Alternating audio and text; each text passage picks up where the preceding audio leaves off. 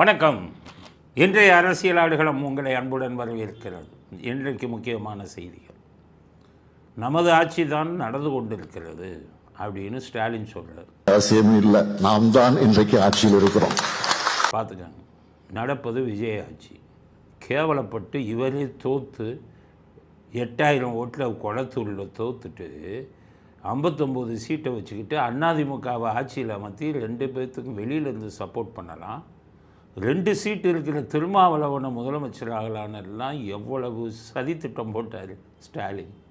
அதுக்கப்புறம் பார்த்திங்கன்னா தாவேக்கு ஆட்சி அமைச்சு விஜய் போய் பார்த்த உடனே பிளேட்டை மாற்றி நாங்கள் எந்த தொந்தரவும் கொடுக்க மாட்டோம், 6 மாதத்துக்கு பார்ப்போம். என்ன 6 மாதம், 5 வருஷம் உங்களை மக்கள் பார்த்தாங்களே, நாரி போச்சு அந்த நாடு.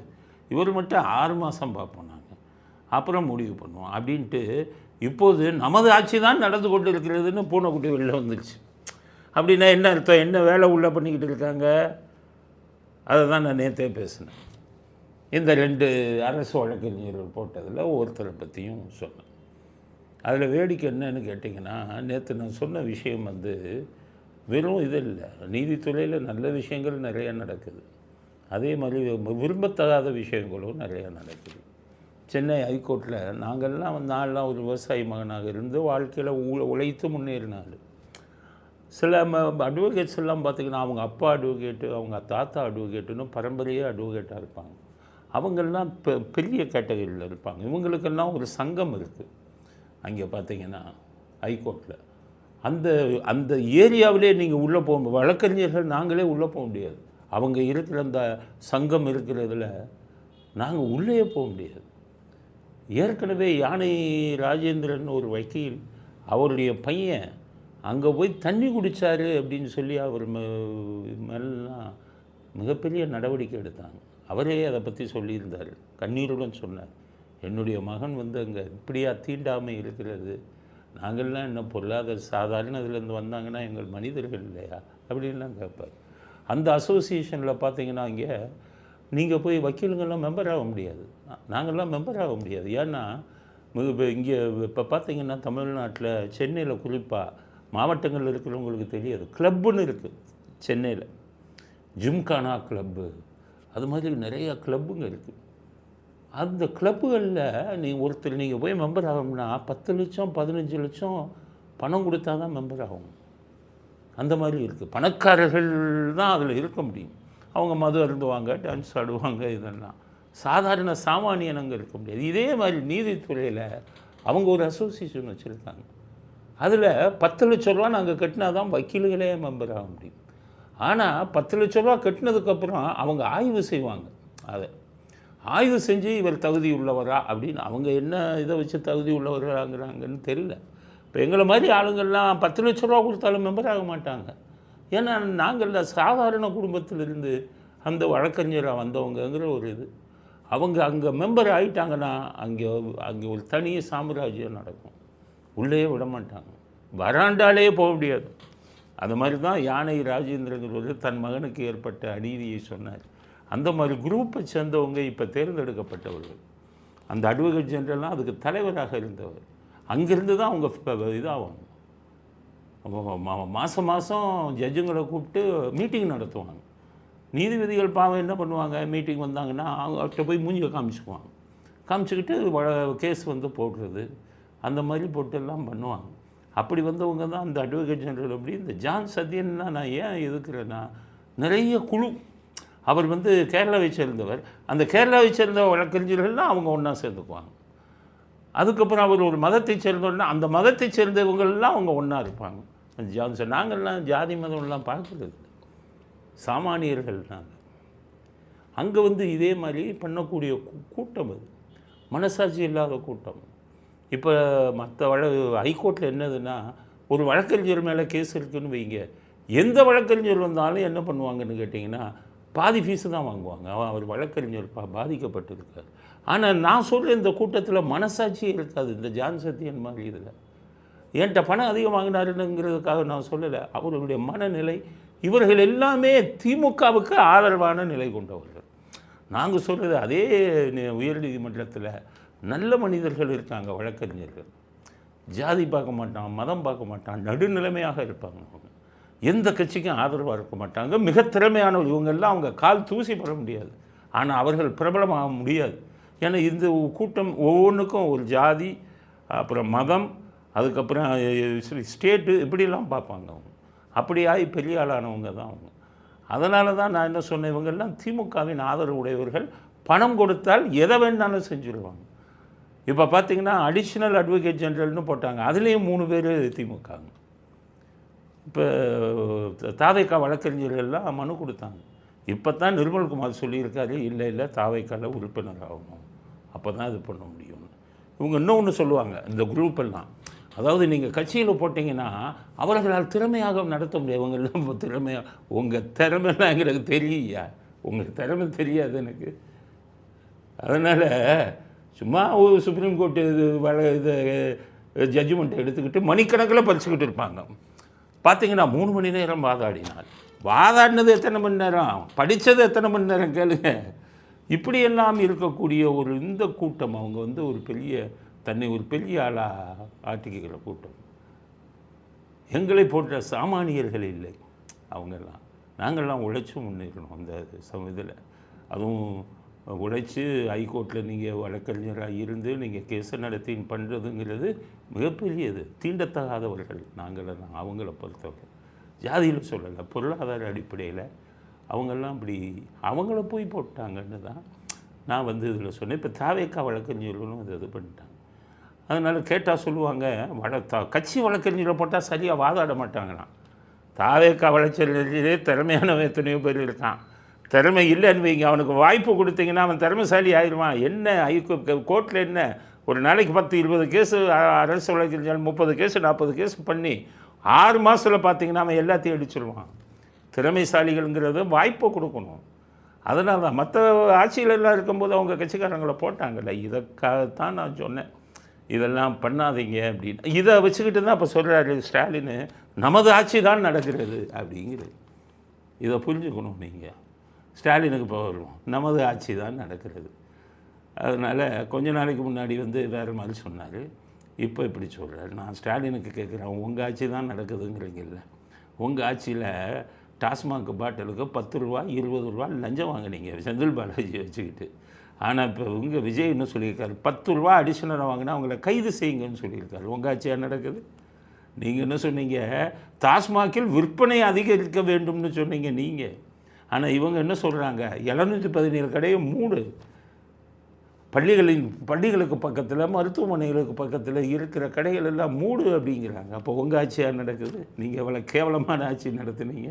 இவங்க எப்படி உங்கள் ஆட்சியில் இருக்கிற கேவலமான மந்திரிகளாக இருந்தால், கொள்ளையடிக்கிற மந்திரியாக இருந்தால் செந்தில் பாலாஜி, KN நேரு, பொன்முடி எல்லாம் ஊழலுக்கு, தங்கம் தென்னரசு, KSSR ராமச்சந்திரன், அனிதா ராதாகிருஷ்ணன், அவ்வளோ பேர் மேலேயும் கேஸு, அவ்வளோ பேரும் ஜெயிலுக்கு போக வேண்டிய ஆளுங்க. உங்கள் ஆட்சி நடக்கிறதா இருந்தால் இங்கே யார் இருக்கா? யோகி எங்கே இருக்காங்க? நிர்மல்குமாருங்கிற யோகியம் இருக்கார், புஷி ஆனந்துங்கிற யோகியம் இருக்கார். புஷி ஆனந்த் அவருக்கு இவங்கள மாதிரிலாம் கொள்ளையடிக்க தெரியாது. ஆதவர்ஜுன் மேலே நிறைய குற்றச்சாட்டு இருந்தது, நானே முன்னாடியெல்லாம் பேசியிருக்கேன். ஆனால் ஆதவர்ஜுன் சொந்த வாழ்க்கை எடுத்திங்கன்னா சாதாரண நிலைமையிலிருந்து சின்ன வயசுலேயே அவங்க குடும்பத்தில் முக்கியமானவங்களெல்லாம் இழந்து அனாதை மாதிரி இருந்து மேலே வந்திருக்காரு. ஆட்சிக்கு வர்றதுக்கு முன்னாடியே ஒரு 1000 கோடி சொத்து அவங்க மாமனார்கிட்டருந்து வாங்கி வந்திருக்காரு. உங்களை மாதிரி ஆட்சிக்கு கொள்ளையடிக்கலை. அதனால தான் சொல்கிறேன், யோகியங்க இருக்காங்கப்பா. நீங்கள்லாம் அயோக்கியர்களை வச்சுக்கிட்டு எங்கே ஆட்சி நடக்குது எங்கே ஆட்சி நடக்குதுன்னு நான் எப்படி ஏற்றுக்க முடியும்? அடுத்தது ஸ்டாலின் சொல்லியிருக்காரு, எப்படி பாருங்கள், அவர் சொல்லிக்குவார், நான் 40 வருஷம் அரசியல் இதெல்லாம் நீங்கள் பேசுகிறதுனா சம்மந்தம் இருக்கா? என்ன சொல்கிறாருன்னா, சிறார்கள் குழந்தைகள் எல்லாம் கட்டாயப்படுத்தி ஓட்டு வாங்கிட்டாங்க. சிறு பிள்ளைகளை குழந்தைகளை பிரச்சாரம் செய்ய வச்சு அவர்களை அவருடைய பேரங்க, அவருடைய தாத்தாக்களை, அப்பாக்களை, அம்மாக்களை, அவங்க வீட்டில் இருக்கக்கூடிய பெரியவங்களிடத்தில் அந்த குழந்தைகள் மூலமாக பிரச்சாரங்களை நடத்தி ஒரு திட்டமிட்ட பணி நடந்து முடிந்திருக்கு. அதனால தான் இந்த ஆட்சி வந்ததான் அவங்க ஆட்சி. குழந்தைகளுக்கே உங்களை பிடிக்கலப்பா. குழந்தைகள் இந்த வயசுலேயே தெரிஞ்சுக்கிட்டான் நீங்கள்லாம் மோசமான ஆளுங்கன்னு. குழந்தைகள் சொல்லி ஆட்சிக்கு வந்தது இன்றைக்கு மட்டும் இல்லையே. எம்ஜிஆர் ஆட்சி அமைக்கும் போது குழந்தைகள்லாம் சொல்லி தான் அப்பா அம்மாவை ஓட்டு போட்டு உங்கள் அப்பாவை காலி பண்ணாங்க. ஏன்னா உங்கள் அப்பா தீய சக்திங்கிறது அப்போ குழந்தைகளாக இருந்தவர்களுக்கே நல்லா தெரியுமே. அதே மாதிரி நீங்கள் தீய சக்திங்கிறது இன்றைக்கி இருக்கிற குழந்தைகள் முதற்கொண்டு தெரிஞ்சு போச்சு. அதனால தான் தீய சக்தியை வரவிடக்கூடாதுன்னு சொல்லி அப்பா அம்மாட்ட மாற்றி ஓட்டு போட வச்சாங்க. அதை புரிஞ்சுக்கங்க. அதுக்கு அடுத்தது என்னன்னு கேட்டிங்கன்னா, ஸ்டாலின் இன்னும் புரிஞ்சுக்கல தோற்றதுக்கு காரணத்தை. குழந்தைங்க மட்டும் சொல்லி ஓட்டு போட வைக்கல. பெண்களில் 60% உங்களுக்கு எதிராக ஓட்டு போட்டு இருக்காங்க. ஏன் போட்டாங்க? 1000 ரூபா கொடுத்தீங்களே, 2000 ரூபா கொடுத்தீங்களே ரேஷன் கார்டுக்கு. ஏன் பெண்கள் உங்களுக்கு எதிராக போட்டாங்க? நீங்கள் நல்லவர்கள் இல்லைங்கிறத அவங்க தெரிஞ்சுக்கிட்டு எல்லாத்தையும் விட்டுட்டாங்க. இவர்கள் நல்லவர்கள் இல்லை, மோசமானவர்கள், இவர்கள் ஆட்சியில் இருக்கக்கூடாதுன்னு தான் பெண்கள் மாற்றி போட்டாங்க. எப்போவுமே பெண்கள் தான் முடிவு எடுக்கும். அதாவது இந்திய தமிழ்நாட்டு அரசியலை முடிவு செய்பவர்கள் பெண்கள் தான். எடுத்துக்கங்க, கருணாநிதி இருப்பார், எம்ஜிஆர் இருப்பாங்க. பெண்கள் சாரையாக வந்து ஓட்டு போட்டனர்னோன்னா கருணாநிதி சொல்லுவார், நம்ம காலியா பொம்பளைங்கள்லாம் வந்து ஓட்டு போட்டாங்க. ஆனால் பொம்பளைங்களுக்கு பூரா கருணாநிதிலாம் பிடிக்காது, எல்லா கதையும் தெரியும். அதனால் பெண்கள் தான் உங்களை காலி பண்ணவங்க. இதை விட்டுட்டு வெறும் குழந்தைங்க சொன்னாங்கன்னா அவங்க அரசியல் புரியலை. நாங்கள் எப்படி சொன்னோம் தாவைக்கா ஜெயிக்க நீங்கள் தோப்பீங்கன்னு எப்படி சொன்னோம்? அல்காரிதம்னு ஒன்று இருக்குது. நாங்கள் அந்த அல்காரிதத்தை போட்டு 18 வயசுலேருந்து 39 வயசில் இருக்கிறவன் எப்படி சிந்திக்கிறான் அப்படிங்கிறத விஞ்ஞானபூர்வமாக சார்ட்டு போட்டு, அந்த சார்ட்டின் அடிப்படையில் தான் நான் சொன்னேன். ஏன் 18 சேனலுங்க சொல்ல வேண்டியது தானே? அவன் வச்சுக்கிட்டு மைக்கை போய் நீட்டிக்கிட்டு ஃபோனில் போய் சார் நீங்கள் யாருக்கு ஓட்டு போட்டீங்க, இதுதான் அந்த பழங்காலத்துலேருந்து இதை தான் பண்ணிக்கிட்டு இருக்கான். இன்றைக்கி உலக அளவில் எவ்வளோ முன்னேறி போச்சு. எவனுக்கும் அதை பற்றி தெரியல. காசை வாங்கிட்டு பாதி பேர் சொன்னான், ஒன்றுமே தெரியாமல் பாதி பேர் சொன்னான். இன்னும் சில பேர் எல்லாம் முடிஞ்சு எலெக்ஷனுக்கு ஓட்டுன்றதுக்கு முதல் நாள் வந்துக்கிட்டு நான் போலீஸ்காரங்களெல்லாம் வச்சு எடுத்துட்டேன், இது விஜய் தான் ஜெயிப்பார். அந்த பக்கம் திமுகலேருந்து ஃபுல்லாக ஜாலி அடித்து பதவிகளை வாங்கிட்டு ஒரு நாளைக்கு முன்னாடி சொன்னவங்கலாம் இருக்கான். யாரிடமும் கணக்கு இல்லை. போலீஸ்காரனை வச்சு சொன்னீங்கன்னா என்ன கணக்கு? எங்ககிட்ட அல்காரிதம் இருக்குது. அல்காரிதத்தில் வந்து எப்படி சிந்திக்கிறான், இந்த வயசுலேருந்து இந்த வயசு உள்ளவன் அவனிடம் என்ன அப்படிங்கிறத வச்சு தான் சொன்னான்.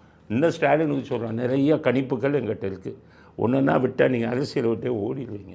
மக்களிடம் இருக்கக்கூடிய விஷயம் வந்து தான் அது புரிஞ்சுக்கோங்க. இப்போ என்ன சொல்லிட்டாரு, உங்கள் கட்சியை சேர்ந்த பிடிஆர் 2 துருவங்களின் இது முடிஞ்சு போச்சுன்ட்டார். சகாப்தம் திமுக அதிமுக என்ற 2 சகாப்தங்கள் முடிவடைந்து விட்டது. விஜய் வந்து 35% ஓட்டு வாங்குவாருன்னு நான் கனவுல கூட நினைக்கல அப்படிங்கிறார்.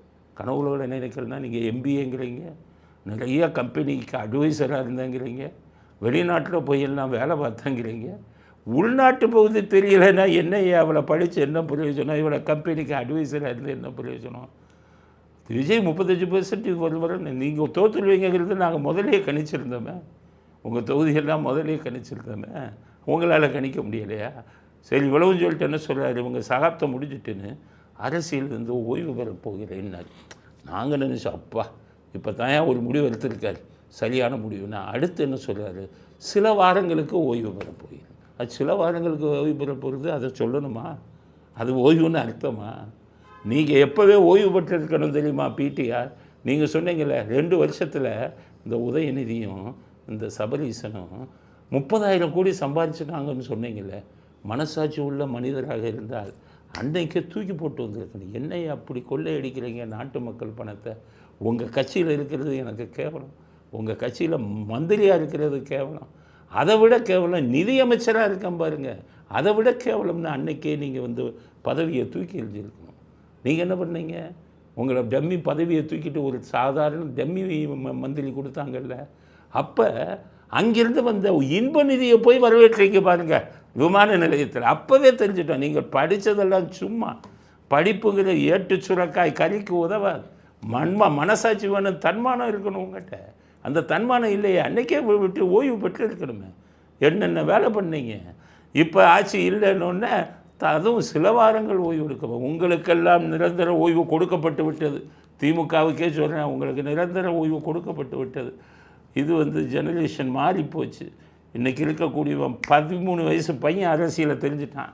அவன் அரசியலை தெரிஞ்சால் நீங்கள் எல்லாம் காலி. அதனால தான் சொன்னேன். இப்போ இவர் என்ன பண்ணார், முக்கியமான விஷயம், இவர் என்ன பண்ணார், திருமாவளவன் இன்றைக்கி ஒரு கருத்தை சொல்லியிருக்கார். அதுக்கு முன்னாடி எடப்பாடி திமுகவும் அதிமுகவும் சேர்ந்து ஆட்சி அமைப்பது அப்படின்னு வதந்தினார். ஒரு முன்னாள் முதலமைச்சர் இப்படிலாம் பேசலாமா? உங்களை வந்து ஒரு முன்னாள் முதலமைச்சர் மதிக்கிறாங்கல்ல, பேசலாமா? இன்னைக்கு உடைச்சிட்டார் இவர், திருமாவளவன் உடைச்சிட்டார். என்ன சொல்லிட்டாரு? திமுகவும் அதிமுகவும் கூட்டணி சேர்ந்து ஆட்சி அமைப்பது என்று முடிவெடுத்தது உண்மை. ஸ்டாலினே என்னிடம் பேசினார். நம்ம ஒன்றா இருந்து செயல்படுவோங்கிற மாதிரி தான் அந்த கருத்து வருது. 7ஆம் தேதி எங்களுக்கு தனித்தனியாக ஒரு அழைப்பு வருது, திடீர்னு வந்து சிஎம் பார்க்க விரும்புகிறார் அப்படின்னு. அப்போ நாங்கள் 2-3 பேர் போகிறோம், அவங்களும் வந்திருந்தாங்க. அப்போ அங்கே ஒரு கருத்து வைக்கப்பட்டது. என்னன்னா, இது மாதிரி வந்து நம்ம அணியும் அதிமுக அணியும் சேர்ந்தால் நாமளே ஆட்சி அமைக்க முடியுங்கிற ஒரு ப்ரப்போசல் வந்துருக்குது. அதில் எடப்பாடி அவர்களை வந்து முதலமைச்சராக முன்மொழிகிறாங்க. இதை பற்றி உங்கள் கருத்து என்ன அப்படின்னு முதல்ல நான் வந்து சொல்கிறேன். இது திமுகவுக்கே பெரிய கேள்விக்குறியாயிரும், உங்களுடைய எதிர்காலமே சூன்யமாயிரும், இது நல்ல முயற்சி இல்லை அப்படின்னு நான் சொல்கிறேன். கம்யூனிஸ்டுகளும் கிட்டத்தட்ட அதே மாதிரியான ஒரு டோனில் தான் கருத்து சொன்னாங்க. நாங்கள் எழுச்சி வந்துட்டோம். அது பிறகு எங்களுக்கு இடையில் ஃபோனில் தான் பேசணும், அது சரியாக வராது அப்படின்னு. இப்போ அதில் நாங்கள் யாரும் ஈல்டாகலை. அப்போ நான் சொன்னேன், உங்கள் திருமாவளவன் சொன்னாராம், இது உங்களுக்கே நல்லதில்லைன்னு ஸ்டாலினை பார்த்து சொன்னாராம். உங்களுக்கே நல்லதில்லை, இது நடக்காதுன்னாரு. அப்புறம் இவங்களுக்கு எடப்பாடி உங்களோட எல்லாம் பேசி உங்களை முதலமைச்சர் ஆக்குறோம். எது 2 எம்எல்ஏ கொண்ட திருமாவளவனை எடப்பாடி உங்களை துணை முதலமைச்சர் ஆக்குறோம் அப்படின்னு சொன்னாங்களாம். திருமாவளவன் சொன்ன இந்த வீடியோவை பாருங்க. வந்து உங்களை வந்து காமன் கேண்டிடேட்டாக ப்ரப்போஸ் பண்ணியிருக்காங்க, நீங்கள் முதல்வர் அப்படிங்கிற மாதிரியும், எடப்பாடியோ இந்த மற்ற 2-3 பேரும் வந்து துணை முதல்வருங்கிற மாதிரியும் பேசுகிறாங்க. யார் பேசுகிறாங்கன்னா ஏடிஎம் சைடில் பேசிகிட்டு இருக்கிறாங்க. இப்போ நாங்கள் அதில் வந்து அப்படி ஒரு நிலை வந்தால் நீங்கள்லாம் அதுக்கு ஒத்துக்கிட்டால் வெளியிலேருந்து தான் எங்களால் சப்போர்ட் பண்ண முடியும், நாங்கள் அதுக்குள்ளே வரமாட்டோம். இதுக்கு எப்படி உங்கள் கருத்து என்ன அப்படின்னாங்க. நான் சிரிச்சுக்கிட்டே சொன்னேன், இதெல்லாம் நடக்கிற கதையா, தமிழ்நாட்டில் வந்து அந்த மாதிரிலாம் நடக்குமா, அதுக்கெல்லாம் வாய்ப்பு இல்லைங்கன்னு சொல்லிட்டு ரொம்ப ஃபன்னியாக தான் நான் எடுத்துக்கிட்டேன். திருமாவளவன் சொல்லிட்டாரு பாருங்க. அப்போ எடப்பாடி முதலமைச்சராக இருந்த ஆள் துணை முதலமைச்சராக போகிற அளவுக்கு கீழ்த்தரமாக போயிருக்காருன்னா இவங்கெல்லாம் ஆட்சியில் இருக்க தகுதி உள்ளவங்களா? பொதுமக்களை சிந்திங்க. 2வது 2 சீட்டு இருக்கிற திருமாவளவனை முதலமைச்சர் ஆக்குறதுக்கு எடப்பாடி ஒத்துக்கிட்டாருன்னா அவரே சொல்லியிருக்காரு. அப்போ இவங்க நாட்டை எங்கே கொண்டு போவாங்க சொல்லுங்கள்? இவங்களெல்லாம் முதலமைச்சர் பதவியில் வச்சா நாடு எங்கே போகும்? ஸ்டாலின் எல்லாம் ஒரு நாட்டு மேலே நலன் இருந்த அக்கறை இருந்ததாயா உங்களுக்கெல்லாம்? உங்களுக்கும் எடப்பாடி ஒரு 2 சீட்டு கொண்ட திருமாவளவனும் முதலமைச்சராகணும், 108 சீட்டு வாங்கின விஜய் முதலமைச்சராக கூடாதுன்னு நினைச்சிங்கன்னா நீங்கள் எல்லாம் தேச விரோதிகள், மக்களுடைய தீர்ப்பை மதிக்க தெரியாதவர்கள், மனசாட்சி இல்லாதவர்கள். இல்லைன்னா அப்படி ஒரு முடிவை உங்களால் எடுக்க முடியுமா? உடைத்து விட்டார் திருமாவளவன். இதெல்லாம் உண்மை. எங்கே போய் வச்சுக்குவீங்க? இவருக்கு தான் கேட்குறேன், எடப்பாடி முகத்தை எங்கே போய் வச்சுக்குவீங்க? நீங்கள் எப்படி பண்ணியிருக்காருன்னா, அவர் சொல்கிறாரு, ரிசல்ட் வந்த உடனே எடப்பாடியின் பையன் மிதுன் உதயநிதிட்ட பேசினாராம், சொல்லியிருக்காரு. ஆதவர்ஜுன் நைட்டே பேசி நம்ம 2 பேரும் சேர்ந்து ஆட்சி அமைப்போம். எவ்வளவு பேராசை பாருங்கள். மகன்களை வைத்து மகன்களை அரசியல் செஞ்சுருக்காங்க 2 பேரும். கேவலமான விஷயம் இல்லை. சதித்திட்டம் பண்ணிட்டு நல்லவன் மாதிரி நடிக்கிறீங்களே எடப்பாடி, உங்களுக்கெல்லாம் மன்னிப்பே கிடையாது. நல்லவன் மாதிரி நடிக்கிறது. அதனால் போட்டு இவ்வளவு சதித்திட்டமும் போட்டு இது பண்ணி ஒன்றும் முடியாமல் உட்காந்துட்டாங்க. இதுக்கிடையில் எடப்பாடி அரசாங்க வீட்டை காலி செய்கிறார் அப்படின்னு ஒரு செய்தி வந்துருக்கு.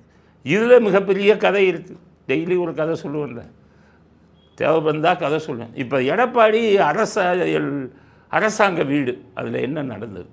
யாரையும் தாக்குவதற்காக நான் சொல்லலை. யார் நல்லவர்கள், யார் கெட்டவர்கள், மக்களுக்கு என்ன நடந்தது அப்படிங்கிறத சொல்லிடுவேன். நான் சொல்லலாம் கேட்கணுன்னு அவசியம் இல்லை. நீங்களாம் மனசாட்சிப்படி சிந்திங்க. நான் சொல்கிறது ரைட்டானு பாருங்கள். எடப்பாடி அரசாங்க வீடு, இதை பற்றி பேசணும். எடப்பாடி முதலமைச்சராக இருக்கும்போது அரசாங்கத்திலிருந்து கிரீன்வேஸ் ரோட், அதெல்லாம் மேல்தட்டு மக்கள் வாழக்கூடிய இடம், இந்த கிரீன்வேஸ் ரோட் அங்கே வந்துக்கிட்டு அவருக்கு மிகப்பெரிய பங்களா முதலமைச்சர்னு கொடுத்தாங்க. 4 வருஷம் பங்களாவை அனுபவித்தார்.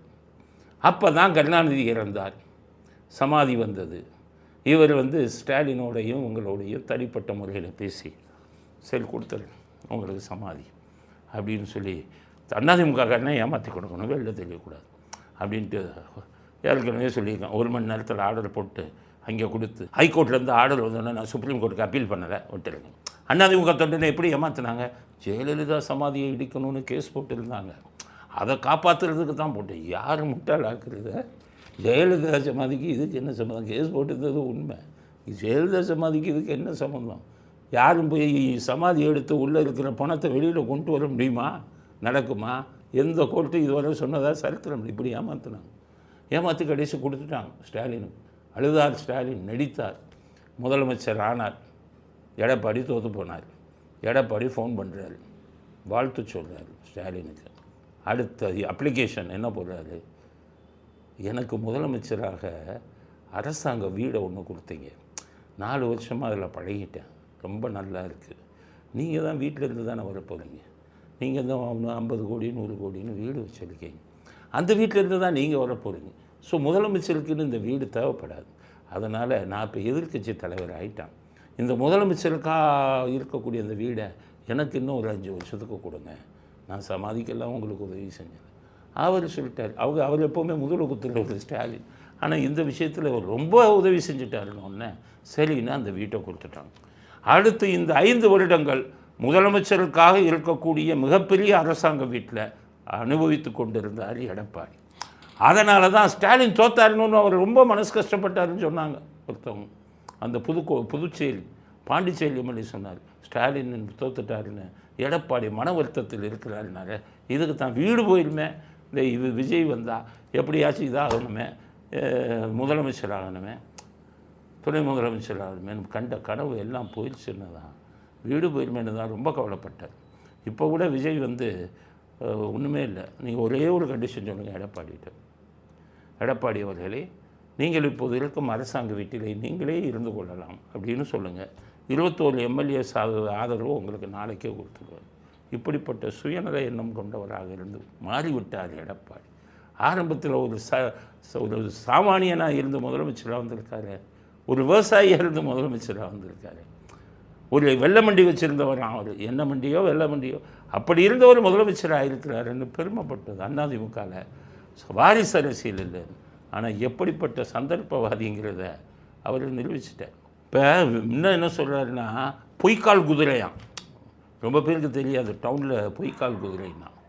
அதாவது குதிரை இடுப்பு வர குதிரை மாதிரி ஒரு பொம்மை இருக்கும், கீழே சாதாரண மனிதர்கள் அந்த இடுப்பு மேலே பொம்மை இதை வச்சுக்கிட்டு ஆடுவாங்க அந்த காலத்தில்.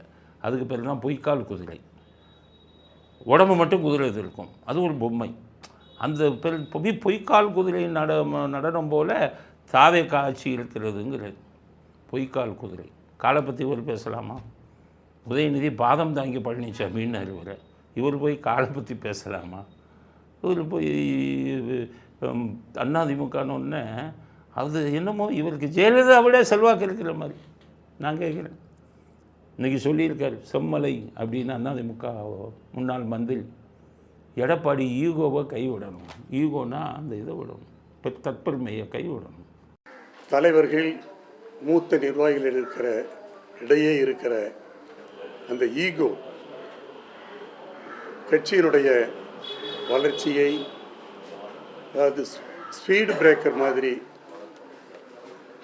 தடுத்து வருகிறது என்பதை நான் உணராமல் இல்லை. அப்படிங்கிற உங்களுக்கெல்லாம் தற்பெருமை என்ன? அடிப்படையிலேருந்து வந்தவங்க போய் எடப்பாடி தொகுதி உங்கள் தொகுதியில் நின்னீங்களே, ஏன் பயந்தீங்க? தாவேக்கா உறுப்பினர் பயமுறுத்தி பணத்தை கொடுத்து விரட்டி விட்டு ஏன் தாவேக்காவை போட்டியிட செய்யாமல் பண்ணீங்க? உங்களுக்கு தான் பெரிய செல்வாக்காச்சு. ஜெயலலிதாலாம் கிட்டக்கு நிற்க முடியாது, பண்ண வேண்டியது தானே, ஏன் பண்ணலை? நிற்க முடியாது. இப்போ உங்களுக்கு சவால் வர்றேன், எடப்பாடி எம்எல்ஏ இதை சட்டமன்ற தொகுதி இதை ராஜினாமா செய்யுங்க. தாவேக்காலேருந்து ஒரு வேட்பாளர் போடுவார். தாவேக்கா வேட்பாளரை எதிர்த்து மக்களை சந்தித்து நீங்கள் செய்யுங்க, நான் ஒத்துக்கிறேன். நீங்கள் பெரிய ஆள், நீங்கள் அதிமுக பொதுச் செயலாளருக்கு தகுதி உள்ளவர்னு ஒத்துக்கிறேன். அது கிடையாது. அது செய்கிறதுக்கு தைரியம் இல்லை. தாவேக்காவை எதிர்ப்பதற்கு தைரியம் இல்லை. ஆனால் தாவேக்கா ஆட்சி பொய்க்கால் குதிரை ஆட்சி இன்னைக்குன்னா எப்படி? அதனால் சொல்கிறேன் எடப்பாடிக்கு, இனி அரசியலில் நீங்கள் பூஜ்ஜியம். ஒழுங்காக எம்ஜிஆருடைய அண்ணன் பசங்க நிலத்தை ஆக்கிரமித்து அடியால் வச்சுருக்கீங்க. எம்ஜி சக்கரபாணி அவருடைய உங்கள் பசங்களுக்கு சேர வேண்டியதை அவங்களுக்கெல்லாம் நோட்டீஸ் கொடுத்தீங்க. உங்களுக்கு கடைசியாக கொடுக்குறோம், ஒழுங்காக அந்த அடியாளெலாம் எடுத்துகிட்டு அந்த குடும்பத்தில் எம்ஜிஆர் அண்ணன் பசங்க குடும்பத்தில் அந்த நிலத்தை ஒப்படையுங்கள். நில அபகரிப்பு வழக்கு இல்லைன்னா உங்கள் மேல் தொடரப்படும். நீங்கள் தான் நோட்டீஸ் கொடுத்துருக்கீங்க, நீங்கள் தான் உள்ள அடியாளை வச்சுருக்கீங்கிறதுக்கு ஆதாரம் இருக்குது. வெள்ளமண்டி நடராஜன் தான் இங்கே அடியாளை வச்சுருக்காரு. அந்த வெள்ளமண்டி நடராஜன் இப்போ உங்கள் இதில் சேர்ந்துட்டார். மனசாட்சி இருந்தால் அதை கொடுங்க. அரசியல்லாம் அப்புறம் பேசுங்க. அரசியல் முடிந்து விட்டது உங்கள் சகாப்தம்.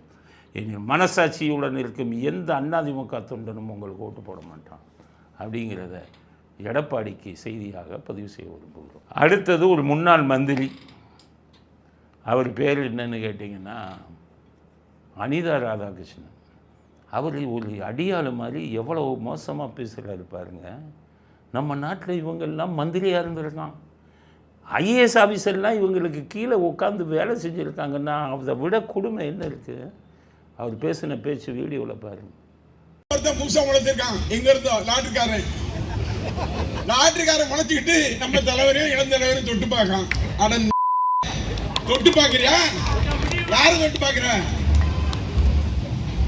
நீ இனிமேல் இது மாதிரி பேச ஆரம்பிச்சா இந்த தூத்துக்குடி மாவட்டத்திற்கு நீ வருகின்ற போது உன்னுடைய சட்டைகளெல்லாம் கிழிக்கக்கூடிய சூழ்நிலை எங்களுடைய தொண்டர் ஏற்படுத்துவார். போடா வாடா. கொளத்தூர் மக்கள் எல்லாம் கண்டபடி திட்டாரு கெட்ட வார்த்தையில். தன்னை தொகுதி எப்படி தெரியுமா, அப்படியே சிங்கப்பூர் மாதிரி மாத்தி வச்சிருந்தாரு. ஆனா கேடு கட்ட அந்த தொகுதி மக்கள் நினைத்து பார்க்க முடியுமா? கேட்டால் ஸ்டாலின் கொளத்தூரை சிங்கப்பூர் மாதிரி வச்சுருந்தாராம். வெக்கம் இல்லையா அவங்களுக்கு? சிங்கப்பூர் மாதிரி மல்லு வெள்ளம் வந்ததுன்னா கொளத்தூரில் தான் இடுப்பளவு தண்ணி நிற்கும். உங்கள் ஆள் சிங்கப்பூர் மாதிரி வச்சுருந்தாரா? சும்மா ஓட்டு போட்டான் எதிர்த்து. கேவலம். அந்த மாதிரி தொகுதியை மோசமாக வச்சுருந்தது யாருமே கிடையாது. அவ்வளவு தண்ணி வந்துக்கிட்டு இருந்தது, எதிர்த்து ஓட்டு போட்டான். எதிர்த்து ஓட்டு போட்டால் ஆதவர்ஜுன சொல்கிறாரு, நீ தூத்துக்குடிக்கு வா, சட்டை கிழியும்னு. நீ இங்கே சென்னைக்கு வாங்க, தாவேக்கா தொண்டர்லாம் பீஸாக ஆக்கிடுவான். என்ன பெரிய அடியாள் நினைப்பா? ஜெயலலிதா முன்னாடி கை கட்டிக்கிட்டு தாளில் விழுந்தீங்களே, ஞாபகம் இல்லையா? அடிமை மாதிரி இப்படி முறைச்சாங்கன்னா அம்மானு நடுங்கினீங்களே, வீராதி வீரரே. உங்கள் வீரமெல்லாம் ஜெயலலிதா முன்னாடி காமிக்க முடிஞ்சதா? இன்றைக்கி வந்துக்கிட்டு ஓட்டு போட்ட மக்களை வித்தியாசமாக பேசுவீங்களா? கேவலம். ஏன் நீங்கள்லாம் உங்கள் மேலே அளவுக்கு அதிகமாக சொத்து செலுத்த வழக்கில் நீங்கள் ஒரு அக்யூஸ்டு, குற்றவாளி. அந்த வழக்கை போய் பாருங்கள். நாட்டை கொள்ளை அடிச்சுட்டு யோகியர்கள் மாதிரி, உத்தமர்கள் மாதிரி, உங்கள் தலைவரும் யோகியர் உத்தமர்னு சொல்லி ஓட்டு போட்ட மக்களை திட்டினீங்கன்னா உங்களை விட கேவலமான ஆள் எங்கே இருக்காங்க சொல்லுங்கள்? நீங்கள்லாம் மந்திரியாக இருந்ததுன்னு கொடுமை. இந்த நாடு செய்த பாவம் அப்படிங்கிறது இந்த அவர் பேசின இந்த பேச்சுக்கு நம்ம பதிய விரும்பக்கூடிய கருத்து. அடுத்தது இந்த இவர் அப்துல் கலாமோட உதவியாளராம், அது பொன்ராஜ். அவர் உதவியாளர்னா எப்படி உதவியாளராக இருந்தாருன்னு தெரியல. அப்துல் கலாம் இப்படிப்பட்டால் தாவேக்கா பெண்களை கெட்ட வார்த்தையில் பேசணும். இன்றைக்கி அதை விஜயே அவர் மேலே புகார் எடுத்து கொண்டு போய் டிஜிபிட்ட கொடுத்தார். ஸ்டாலின் ஆட்சியில் இது நடக்குமா? அநியாயம் அக்கிரமம் செஞ்ச ஆள் அங்கே இருக்கும்போது கம்ப்ளைண்ட்டை கொடுத்தாரு விஜய், ஒன்றும் பண்ணலை. இப்போ எஃப்ஐஆர் போட்டிருக்காங்க, வழக்கு பதிவு செய்யப்பட்டது அப்படின்னு சொல்லிட்டாங்க. இதே ஸ்டாலின் ஆட்சியாக இருந்தால் இவங்களே ஆளை வச்சுக்கிட்டு கம்ப்ளைண்ட் கொடுத்துட்டு என்ன கைது செஞ்ச மாதிரி காலையில் 5:30 மணிக்கு கைது செஞ்சு எதுக்கு? பொது பிரச்சனையை பேசுனது. இங்கேயாச்சும் பெண்களை அசிங்கமாக பேசினார், அதுக்கே அவங்க 5 மணிக்கு போய் கைது செய்யலை. உங்கள் ஆட்சி எப்படி நடக்குது, இந்த ஆட்சி எப்படி நடக்குதுன்னு புரிஞ்சுக்கங்க. ஸ்டாலின் பொம்மை மாதிரி உக்காந்துருந்தீங்களே, என்ன 5:30 மணிக்கு கைது செஞ்சேன், என்ன பேசுனேன்? கரூரை பற்றி பேசினேன். இன்றைக்கி பெண்களை எவ்வளவு அவமானப்படுத்தி பேசியிருக்காரு. வழக்கு மட்டும்தான் பதிவு செஞ்சாங்க. இப்போ நினச்சா அவர் போய் முன்ஜாமீன் எடுத்துக்கலாம். எப்படி நடக்குது பாருங்கள் ஆட்சி. இதை மாதிரி இப்படி ஒரு கேவலமான ஆட்சியை நடத்தி எங்களை மாதிரி ஆளுங்களை பேசினவங்களை நான் இது பண்ணி ஜாதி அடிப்படையில் ஒரு போலீஸ் கமிஷனர் அங்கே ஒரு சிட்டிக்கு போட்டு அவங்கெல்லாம் எங்களை ஜாதி அடிப்படையில் ஒரு பெரும்பான்மை ஜாதியை சேர்ந்தவங்கிறதுக்காக அந்த கமிஷனர்லாம் ஜாதியை வச்சு என்ன கைது பண்ணாங்க. அதனால தான் திருமாவளவனையும் நாங்கள் எதிர்ப்பாக பேசுகிறது காரணம். அவரை தலைவர்னு கூப்பிடுவார். அப்போ இவங்க ஜாதி ரீதியாக சேர்ந்துட்டாங்களோ, பெரும்பான்மை சமூகத்தை சேர்ந்தவங்களை நமக்கு அந்த எண்ணம் இல்லை. ஆனால் அவர்கள் அந்த எண்ணத்தில் வச்சு அந்த கமிஷனரை வச்சு பெரும்பான்மை சமூகத்தை சேர்ந்தவருங்கிற ஒரே குற்றச்சாட்டு தான் அவங்க பண்ண. இதுக்கு நாங்கள்லாம் என்ன பண்ணுவோம்? பிடிச்சி ஜெயிலில் தள்ளினீங்க. இன்றைக்கி எப்படி நடக்குது ஆட்சி? இவ்வளோ கேவலமாக பேசுனவங்களை கூட கைது பண்ணலை, வழக்கு பதிவு, அவ்வளோதான். எல்லாம் கற்றுக்கங்க வருங்காலத்தில். உங்கள் பேரை கெடுத்ததே போலீஸ் ஆஃபீஸர்லாம். சென்னை சிட்டி போலீஸ் இந்த கமிஷனரே உங்கள் பேரை கெடுத்தார். அதனால இப்போ ஆட்சி எப்படி நடக்குது? இந்த சென்னை போலீஸ் கமிஷனர் எப்படி கேஸ் போடுறாரு பாருங்கள். வீட்டில் போய் அரசியலை புரிஞ்சுக்கங்க, திருந்துங்கள் ஸ்டாலின். நீங்கள் இனி திருப்பி ஆட்சிக்கு வருவீங்கலாம் கனவுல நினைக்காது. எங்கிட்ட இருக்கிற அல்காரிதம் வேறு, அது வேறு செய்தியை சொல்லுது. உங்கள் வருங்காலம் எப்படி இருக்கும், பொதுமக்கள் என்ன நினைக்கிறாங்கிற செய்தியை சொல்லுது. அந்த அல்காரிதம் படி நீங்கள் கனவில் நினைத்தாலும் ஆட்சிக்கு வர முடியாது. குறுக்கு வழியில் வேணால் வரலாம் அப்படிங்கிறது அடுத்த கட்ட செய்தி. அடுத்தது கமலஹாசன். இவர் என்னைக்கு திருந்துவாருன்னே தெரியல. என்ன சொல்கிறாரு, தமிழ்நாட்டில் தமிழ் பேசுகிற யார் ஆட்சி அமைச்சாலும் அதுக்கு பேர் திராவிட ஆட்சியாம். திராவிட கட்சிகள் இல்லாத ஒரு புதிய ஆட்சியை கொண்டு வந்திருக்காரு. தமிழ்நாட்டில் இருந்து தமிழ் பேசுற ஒருத்தர் கட்சி ஆரம்பிச்சா அது பேர் திராவிட கட்சி தான் என்னை பொறுத்தவரையில். எங்கிருந்து கின்னஸ் புக்கில் அவரை கொடுக்கணும். எங்கேருந்துப்பா அறிவாளிகளை இப்படிப்பட்ட இதெல்லாம் கண்டுபிடிச்சிங்க? தமிழ்நாட்டை சேர்ந்து தமிழ் பேசுனா திராவிட ஆட்சியா? அப்போ காமராஜர் பண்ணது திராவிட ஆட்சியா? காமராஜர் தமிழ் பேசுவார், தமிழ்நாட்டை சேர்ந்தது திராவிட ஆட்சியா? கமலஹாசனே சொல்லுங்கள். ஓமந்தூரார் இருந்தார், அது திராவிட ஆட்சியா? ராஜாஜி இருந்தார், அது திராவிட ஆட்சியா? இப்படிப்பட்ட கேவலமான கற்பனை. ஆனால் நீங்கள் திராவிடர், அதில் சந்தேகமே இல்லை. ஏன்னா ஈவேரா பண்ண அத்தனை வேலையும் நீங்கள் பண்ணீங்க. அவர் 73 வயசில் கல்யாணம் பண்ண மாதிரி நீங்கள் 70 வயசில் லிவிங் டுகெதர் பண்ணீங்க. அது எல்லாருக்கும் ஊரறிஞ்ச செய்தி. அவர் வளர்ப்பு மகளையே கல்யாணம் பண்ணாருன்னு நீங்கள் மகளாக கருத வேண்டியவங்கள்கிட்டே இதான் இருந்தீங்கன்னு பத்திரிகையிலையும் இதுலேயும் செய்தி வருது. அது அப்போ நீங்கள் திராவிடத்துக்கு மகளாக கருத வேண்டியவர்கிட்ட தவறாக நடந்தீங்கிற செய்தியெல்லாம் வந்தது. அதனால் தான் உங்கள் லிவிங் டுகெதர் பார்ட்னரை உங்களை வெறுத்துட்டு போனாங்கன்னெல்லாம் வருது.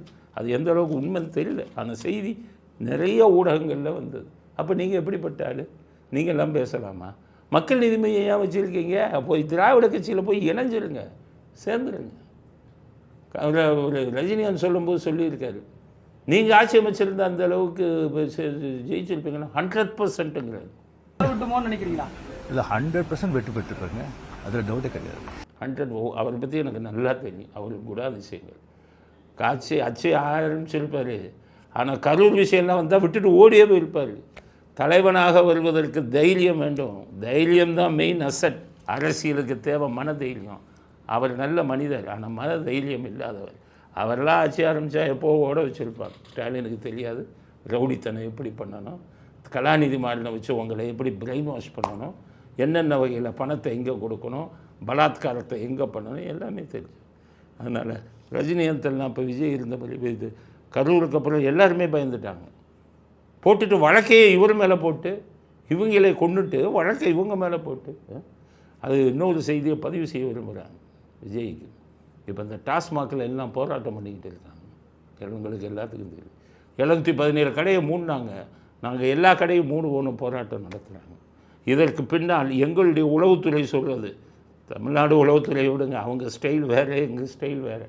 நாங்கள் உட்காந்த இடத்துலேருந்து விஞ்ஞானபூர்வமாக விஷயங்களை கண்டுபிடிச்சிடுவோம். அவங்க இந்த ப்ரெஸ்காரவங்களுக்கெல்லாம் ஃபோன் பண்ணி என்ன ஆச்சுங்க, நிலைமை எப்படிங்க அப்படின்ட்டு அதை வச்சு நோட் போடுறவங்க. ஏன்னா அந்த காவல்துறையில் இருந்ததுலேருந்து இதெல்லாம் பார்த்துரு.